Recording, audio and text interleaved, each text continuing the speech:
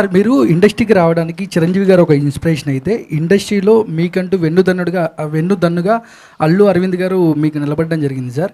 కానీ ట్విట్టర్లో కానీ బయట కానీ సోషల్ మీడియాలో కానీ అల్లు అర్జున్ గారు నంద్యాల ఇన్సిడెంట్ ఆయన వెళ్ళడం ఆయన విషయంలో కరెక్ట్ అవ్వచ్చు. బట్ ఫ్యాన్స్ అల్లు అర్జున్ గారు అవ్వచ్చు, కళ్యాణ్ గారి ఫ్యాన్స్ అవ్వచ్చు, కొంచెం వారైతే నడుస్తుంది సార్.